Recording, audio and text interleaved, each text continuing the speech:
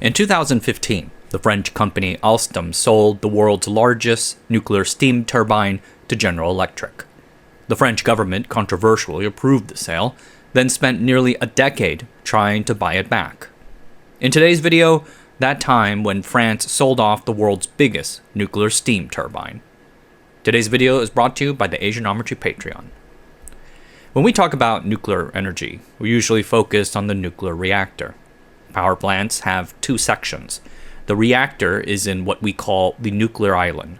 The nuclear island is where the reactor produces heat and hot steam. It is provided by a company like Westinghouse or General Electric. The other major part of the plant is the conventional or turbine island. As the name implies, the conventional island contains the turbines, generators, and condensers that turn that hot steam into electricity. The nuclear steam turbine sits at the heart of the conventional island. The plant literally does not work without it. Nuclear reactors produce a different steam than their thermal plant cousins. The steam produced by fossil fuel-fired thermal stations is very hot and dry. Inside the plant, steam is run through pipes at temperatures as high as 1,000 degrees Celsius to dump even more heat into it. This superheating evaporates any remaining water droplets in the steam and also adds thermal margin to prevent condensation back into water. The steam can reach temperatures of 540 to maybe even 600 degrees Celsius. Nuclear steam, on the other hand, is not as hot, about 265 to 290 degrees Celsius. It is also less pressurized than thermal plant steam. And that is for obvious safety reasons. Reactor temperatures can only get so high before the metal cladding holding its uranium fuel starts to oxidize or produce potentially explosive hydrogen gas. Thus, a nuclear reactor cannot superheat its steam. You can try to introduce fossil fuel heat to do it, but that is unusual. Without the additional thermal energy margin, the nuclear steam gets quite wet as it passes through the nuclear turbine. By the time it reaches the later stage, quote-unquote, low-pressure blades, the steam has condensed and expanded in volume a great deal. The consequence of this is that we must make the blades physically longer to get the surface area necessary to extract as much energy as possible. Such longer, heavier blades exert stronger centrifugal forces, and that is why many modern nuclear steam turbines run at 1,500 or 1,800 revolutions per minute, a setting known as half speed. Wet steam poses multiple risks. It worsens turbine stage efficiency by impeding aerodynamics, and over time, water droplets can cause mechanical damage to the blades, like erosion, fatigue, corrosion, pitting, or oxidation. Within this niche world of nuclear steam turbines, Alstom is the world leader with about 30 to 40% market share and 136 units in operation around the world, including their flagship turbine, the Arabel. The Arabel is the largest and most powerful nuclear steam turbine in the world. The turbine emerged out of France's N4 program, a plan started in the late 1970s to develop a new generation of larger nuclear reactors. These bigger reactors, about 1,500 megawatt electric or so, needed a bigger turbine to pair with. So Alstom built what it labeled the most powerful steam engine in the world. The Shu B1 Arabel turbine started up in 1996 and capable of producing 1,550 megawatts, weighs 3,700 tons, and is 50 meters long. It boasts a maximum blade length of 1.45 meters. The Arabel's high and intermediate pressure sections are housed inside a single casing. Steam flows through those stages in a single flow to reduce leakage. After exiting the intermediate stage, the expanded steam passes through reheaters and moisture separators, the intention being to reheat and dry out the steam. Then the steam enters the massive low-pressure stage, with the blades made as large as possible to squeeze out the last bit of energy. In 2012, Alstom announced the LP75 last stage blade. At 75 inches or 1.9 meters long, Alstom called them the world's longest turbine blades. The rotor is a beautiful example of the Arabel's mechanical craftsmanship. It's 14 meters long, 140 tons, and is machined to tolerances of just 1/100th of a millimeter. The Arabel is one of the major turbines of choice for modern large nuclear plants, competing with slightly smaller but similarly sized turbines from Siemens and Mitsubishi. Like, for instance, the Taishan nuclear power plant in the Guangdong province of mainland China. Taishan is the first third-generation EPR plant to enter commercial operations and remains one of the world's biggest nuclear plants. The Arabel turbine remains one of France's proudest technical achievements. It is a key national strategic asset. However, those things do not always translate to business and economic success. The company now known as Alstom descends from a long lineage, beginning with a French licensee of the Thomson-Houston Company. But we should start our timeline in 1989 with GEC Alstom, a 50-50 joint venture between Britain's GEC and France's Alcatel Alstom. They would later drop the H in Alstom. The new company contained the two parents' power transmission, generation, and railway assets. In 1998, the company was floated on the Paris and London stock exchanges, with both parents extracting a big dividend and selling down their stakes. By the way, GEC took all the money they earned from this transaction, and more, and set it on fire, going YOLO on US telecom companies. Epic collapse. As a newly public company, Alstom management wanted to grow their core power and rail businesses to a size where they can compete against giants like General Electric, Siemens, and Mitsubishi, so they started buying businesses in those areas. In the 1990s, deregulating energy markets in both the United States and United Kingdom created a new industry of independent energy producers, which built new plants to sell power into wholesale markets. Gas-fired turbines, especially combined cycle turbines that pair it with a steam turbine, suited this industry well. Producers rushed to build these plants, sparking a turbine boom. New gas-fired power plants were being announced left and right. In 1999, Alstom struck a joint venture with ABB's turbine division and then bought the whole thing the following year. This transaction cost about €2.7 billion in total and ended up crippling them. They discovered that ABB had previously sold GT24, GT26 heavy gas turbines that never met their contractual requirements in numerous plants across the United States, Europe, and Asia, triggering substantial litigation and compensation. The timing was also impeccably terrible. They closed just as the gas turbine boom plunged into a bust. Intensive overbuild led to 90 gigawatts of announced projects in the United States alone put on hold between 2000 and 2002. The nuclear turbine industry was also in the dumps. France completed their N4 nuclear program in 2000 after building just 4 reactors at 2 plants, Chaux and Civaux, the last starting operations in 2002. These were delivered late, and the French domestic market was already oversupplied. Neighboring Germany also committed to its denuclearization in 2000 with a legislative exit. This all pushed Alstom to the brink. After complex negotiations with the European Commission, the French government organized a €2.5 billion rescue package in 2004. As part of that, they got a 21% stake in Alstom for about €772 million. This stake was eventually sold to the engineering and mobile network operator Bouygues SA. Yet the troubles did not go away. Alstom then suffered from both the global financial crisis in 2008 and the 2011 Fukushima tragedy, the latter triggering a devastating downturn in the nuclear industry across the world.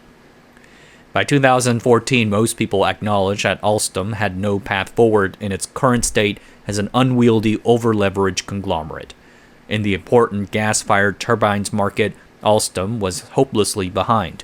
They were 4th place, with 7% share behind GE, Siemens, and Mitsubishi. GE alone had something like half the market. Alstom CEO Patrick Kron summed it up in a single sentence. Quote, When the American company sells 150 gas turbines in a year, Alstom sells only about 10, end quote. Alstom did not have the money to invest in R&D to keep up with GE or even Siemens, and major shareholder Bouygues SA refused to invest anymore. In November 2013, Kron announced a plan to sell 2 billion euros of assets, including a stake in their TGV train division. But then, a much bigger opportunity came calling. Alstom, with the support of major shareholder Bouygues SA, first approached GE about buying their energy and grid assets in February 2014. After having a dinner, GE studied the assets and got the ball rolling on an acquisition. But then on April 24, 2014, Bloomberg broke the news about the acquisition. The article triggered a storm as talks had been in secret. On April 30th, 2014, GE formally offered $17 billion USD for Alstom's energy assets, including the gas, wind, thermal steam, and nuclear steam turbines. This got the whole mess started. The French economic minister at the time was Arnaud Montebourg, known as an economic nationalist. He inherently did not like the idea of selling to GE. Moreover, he had met with Kron while talks were underway and wasn't informed, so he felt very misled. The French government had tools to nix this. Back in 2005, amidst speculation that Pepsi would do a hostile takeover of the French company Danone, the government passed the Danone Decree, which granted veto power over acquisitions in certain sensitive areas. Montebourg, thusly, in 2014, passed the Alstom Decree, which vastly expanded the government's foreign investment veto to sectors such as water, energy, transport, and more. Though I note, the European Commission would have probably challenged it had France bluntly tried to nix the deal on purely economic nationalist grounds. In May 2014, Montebourg publicly mulled a homegrown French Plan C, another investment like what happened in 2003/4. Most people in the government were fishing for alternative bidders. Almost reluctantly, one European bidder emerged. In June 2014, Siemens and Mitsubishi joined together for a bid, but that bid was quite complicated. Siemens would get just the gas turbine division, while Mitsubishi would set up a joint venture for the steam turbine division. The cash component was also not as high. Siemens also did not pledge to retain jobs as GE did, and Patrick Kron, for whatever reason, just did not like working with Siemens. An analyst interviewed by Bloomberg at the time said, quote, "Siemens will make an offer to Alstom, but let's be honest, GE is going to win this battle. GE has the best projects for Alstom, and there is one issue when we look at the Siemens one, that actually there are more overlaps and problems for jobs," end quote. But the pressure eventually pushed GE and Alstom into revising the transaction to an 80-20 joint venture, with a series of sub-joint ventures beneath it. GE owned the majority and ran the business, but the CEO, CTO, and half the board of directors would be French. The French government also retained a golden share veto if it felt IP control of the conventional island was threatened. The final domino to fall was Montebourg himself, who even before all this clashed with the President François Hollande over the direction of economic policy. In late August 2014, after making public comments disparaging policy, the rebel minister was made to resign. The guy who replaced him was someone named Emmanuel Macron. Yes, that same Macron. Macron probably shared Montebourg's views in terms of Alstom's importance, but was more of a pragmatist. He was quoted as saying during an internal argument, quote, "We have no legitimate grounds to intervene. We do not have a command economy. We're not in Venezuela." The French newspaper Le Monde reported that sources close to Hollande said that they needed, quote, "an industrial solution," end quote. The government's hands were tied. So in November 2014, Macron approved the revised joint venture. It was a very complex transaction, like I said, involving 3 sub-joint ventures, nuclear operational agreements, and more. Net of all that, GE paid about 9.7 billion euro or 10.6 billion USD. The controversy around the transaction dug up new reasons for why General Electric was the winner. In 2010, the United States Department of Justice began probing Alstom for violating the Foreign Corrupt Practices Act of 1977, in particular bribing Indonesian officials for a 2003 deal that earned $118 million.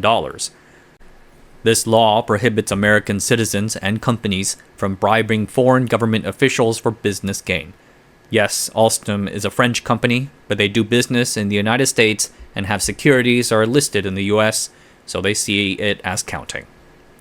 At first, Alstom refused to cooperate, but caved in 2012-2013 when the US government arrested and extracted guilty pleas from several top Alstom executives.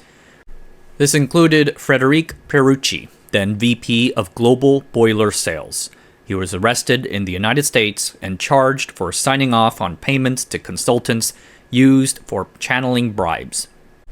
He was held in high-security detention for several months before being released on bail in June 2014, a few weeks after news of the GE Alstom deal first emerged. In late 2014, Alstom pled guilty for violating the FCPA and paid fines of $772 million, the largest fine ever levied under this act at the time. A 2008 fine paid by Siemens was larger if you count additional profit money paid to the SEC. So Alstom's sale to GE was negotiated under the specter of this DOJ investigation.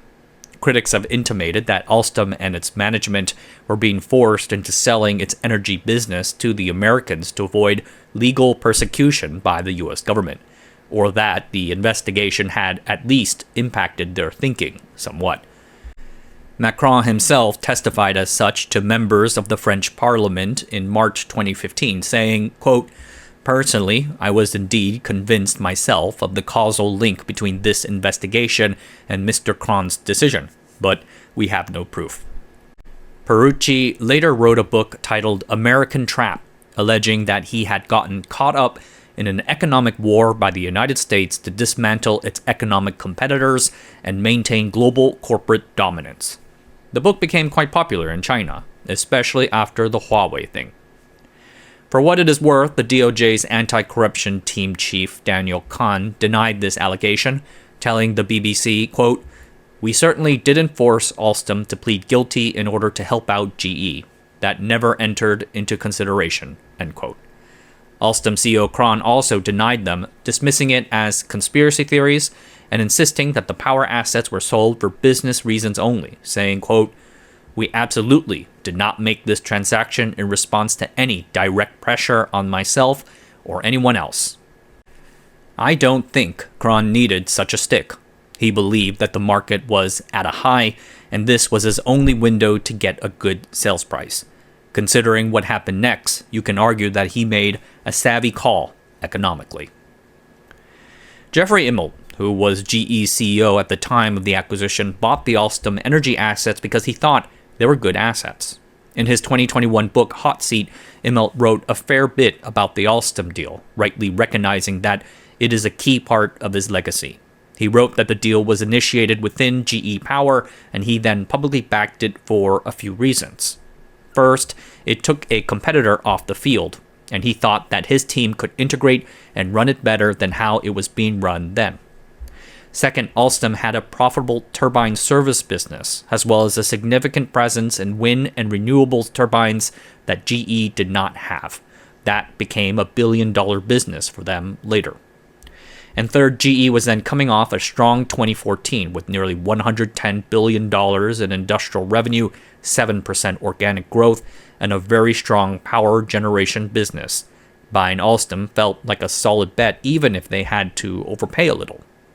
But after the French government got involved, things slowed down. The deal got increasingly complicated as concession after concession had to be made. Such a long close time meant everything got held up in limbo. Then, after the deal closed, bad luck. In 2015, there was the United Nations Climate Change Conference, which drafted the Paris Agreement.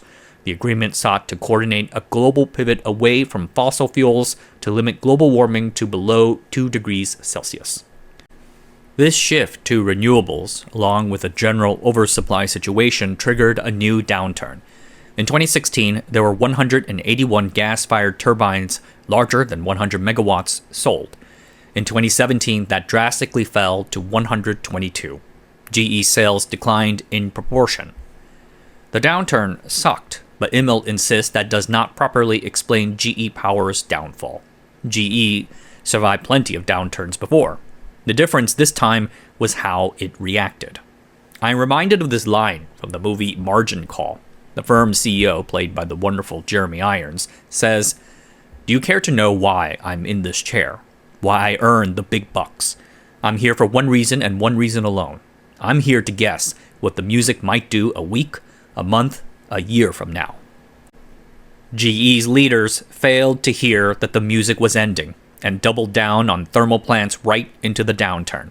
An investor presentation dated March 2017, with the downturn already underway, forecasted new plant orders of about 68 to 78 gigawatts per year. Depends on how you interpret a slide. At their 4Q 2017 earnings call, they revised the overall market for new plant orders in 2017 to under 35 gigawatts, with 2018 being even worse. To his credit, Immelt blamed himself first for not cutting costs fast enough, but he also pointed at GE Power's head, Steve Bowles, saying that Bowles did not execute on integrating the Alstom assets and instead spent most of his time angling to get promoted. Immelt eventually stepped down as GE CEO in October 2017, sooner than planned. He was replaced by 30-year veteran John Flannery. Flannery tried to turn things around with asset sales, spin-offs, and laying off 12,000 people from the power division. But he barely lasted a year. In October 2018, GE announced that it would take a $23 billion goodwill write-down, a public admission that the company had vastly overpaid for the Alstom assets. In 2000, General Electric was worth $600 billion at its peak. In December 2015, they were still worth $300 billion market cap. By 2018, it was worth just $65 billion, a phantasmagoric destruction of value. Flannery was unceremoniously sacked and replaced with a turnaround expert from the outside, and GE embarked on a new multi-year weight loss journey. GE Power's struggle presented an opportunity for the French government to buy back the Arabel turbine, an idea pushed by Perucci and others. The division's natural buyer would be the French power utility, EDF. And at first, they were not super excited.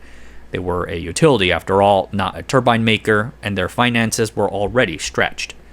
EDF CEO Jean-Bernard Lévy was reported to have said to someone in 2020, quote, "When it comes to turbines, I can source them from China," end quote. But the French government really wanted its turbines back. At a Senate hearing in November 2021, Lévy confirmed that the national government had started discussions and that EDF might take the division on. To help things along, the government threw in a sweetener. If EDF took in Arabel, then the government will greenlight several billion euros worth of new turbines for new plants and renew several older nuclear plants. A French nuclear renaissance. Thus, on February 10, 2022, French President Macron announced the Arabel turbine buyback at the Arabel turbine factory in the city of Belfort, alongside a big nuclear build-out to hit climate goals and retain energy independence.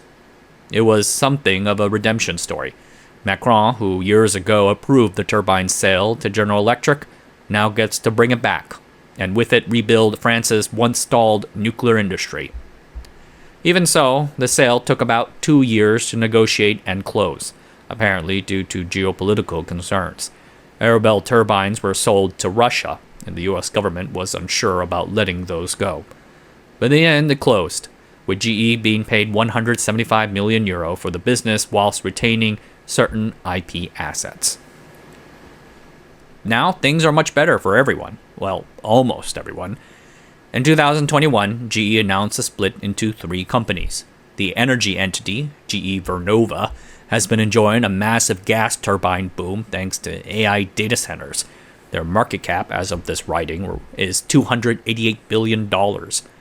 The now smaller Alstom refocused on trains and is benefiting from strong organic growth in high-speed rail and metro markets around the world. Perhaps the one uncertain ending here is Arabel Solutions, the newly created division within EDF. The massive Arabel turbine is still a marvel, but the company has suffered from the changes in ownership and lack of stability. EDF had complained in 2017 about quality defects in parts received and drops in performance metrics. Work must be done to revitalize the division. And in the near future, Arabel would need extensive investment in R&D, supply chain, and more to retain leadership in the competitive nuclear turbine space. A national strategic asset, but can France do what's necessary to keep it as such? Alright everyone, that's it for tonight. Thanks for watching. Subscribe to the channel, sign up for the Patreon, and I'll see you guys next time.